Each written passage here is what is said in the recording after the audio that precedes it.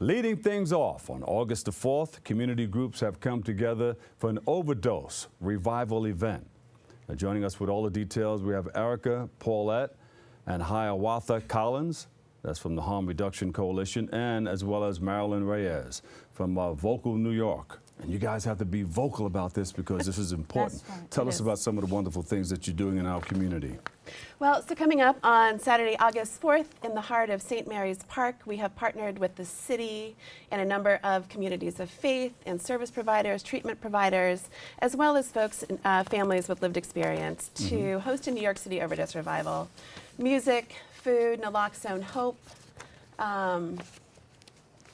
Community members are going to be there. The main thing that we want to do is... Hear that quiet storm voice, guys? is to bring people together. The thing that people seem to forget is that this is about overdose awareness, and it's about the people on the fringes of the community, the marginalized communities. We want to bring them together to let people know that everyone is a part of community and included within community. They are not just the outcasts of community, and people must be treated with compassion, love, dignity, and respect if we want to assist them to get to whatever they want to get to, whether that's detox, treatment, or however it gets there. We want to have multiple pathways due to the fact that one pathway does not work. So harm reduction is another approach to assist people to get to that said pathway. Yeah. Talk about K2. K2 is something that's called synthetic marijuana, and in my opinion, it should never have been called synthetic marijuana because there's no marijuana in it.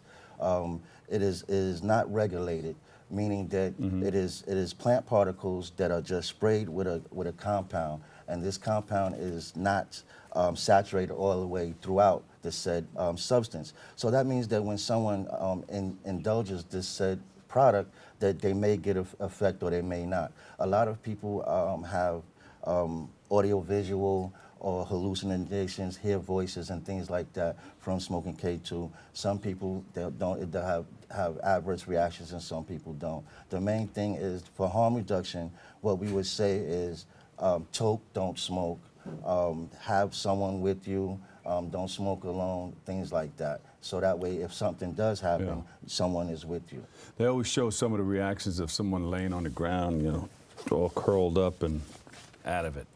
A lot of times, people have to be aware that people will always say one particular thing that it is without knowing all the facts. It could be a couple of things. Exactly. It could be multiple things that someone could have taken. It could have been prescribed medications or other things. So the thing is to be informed. It could be a number of things within that one thing that they took, because you don't know what's really in that all the time. The chemicals, no. It's different chemicals. Every time the bad part about it is that every time a chemical gets banned, they come out with a stronger, worse chemical.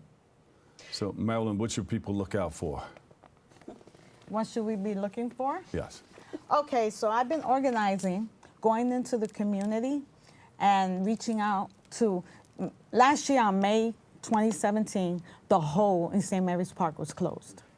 So all the people that were living there and were are drug users were scattered. So they're in the streets. But that was the main hangout at the time? That was the main hangout. So they have forgotten. So this New York City Overdose Revival is about that. It is about getting into the community and giving them love and bringing them Narcan and bringing them whatever services they need. We're going to be doing Narcan trainings in the park, so anyone who wants to get a Narcan kit to save a life, because it's about saving a life. As long as there's life, there's hope. Yeah. And so you can get training on how to use that. On this event, yes. Upon seeing... On August 4th. What are the symptoms? What do you look out for? Okay, when someone is in an overdose, their nails are opioid overdose. Their nails are blue. Their lips could be blue. They could be unconscious. There's something that we call to the brain. So there's a part where sometimes you hear a death rattle. We call it. Like that.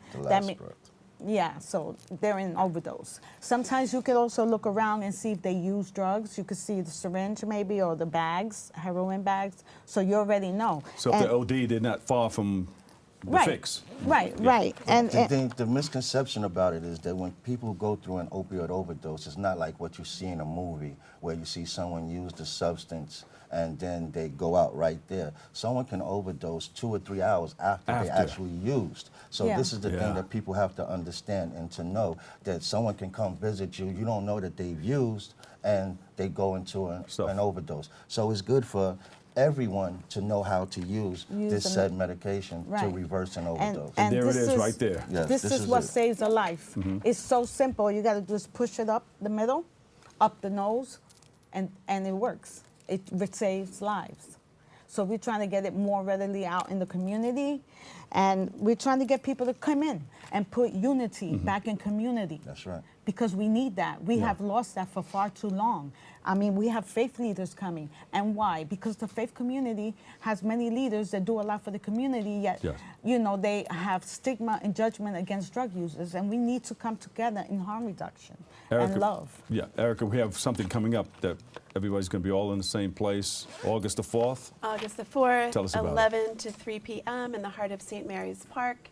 And again, it's an opportunity really for us to bear witness to the experience of people who use drugs in the Bronx, families, loved ones, as well as to come together and build strategies for resilience and really dream a collective way forward that, as Hiawatha has said, is rooted in harm reduction, is rooted in a belief and love for these folks and a belief in their capacity to heal themselves. And what's the follow-up on that? I mean, you may have this one thing and then people may go back into what they were doing. How do you follow that up? The thing is that the Third Avenue Bid, the Harm Reduction Coalition, and other entities are coming together and working within the Bronx. It's not just about detox and harm reduction. You have all these business owners, detox, harm reduction, working together in the community to provide the community with the resources that they may want and need. What we hear in the community is that a lot of people have issues with getting IDs, getting into shelters. Some people don't even want to go into shelters due to some of the things that's happening in the shelters. The main thing is about taking the time out to listen to people. These are still individuals, loved ones, mothers, daughters, sons, fathers. They are loved by someone, and we have to remember that they are not just the outcasts of the community. The marginalized individuals. No one in second grade said, when I grow up, I want to be homeless and using drugs.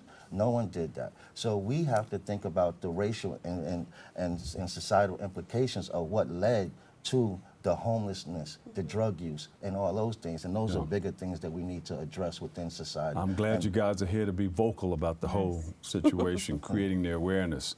Is there a website we can go to find out more? Yes, www.harmreduction.org. www.harmreduction.org. Well, thank you guys for your service. Thank you for what you're doing in our community. We love you. Thank you. Thank you very Continue much. to do that. Thank you. And come back again, okay? You're always will. welcome. Thank you. Give them a big round of applause. Science and Tech Entry Program. Erica Poellot, Director of Faith and Community Partnership, Harm Reduction Coalition, and Senior Community Minister, Judson Memorial Church, and Hiawatha Collins. There he goes. Yes, sir. Hiawatha Collins, Harm Reduction Community Mobilization Coordinator, Harm Reduction Coalition, and Marilyn Reyes. She's from Vocal NY, Vocal New York. She's a co-chair, peer network of New York and community leader. Thank you guys so much. We appreciate you. We'll take a break. We'll come right back. Applaud.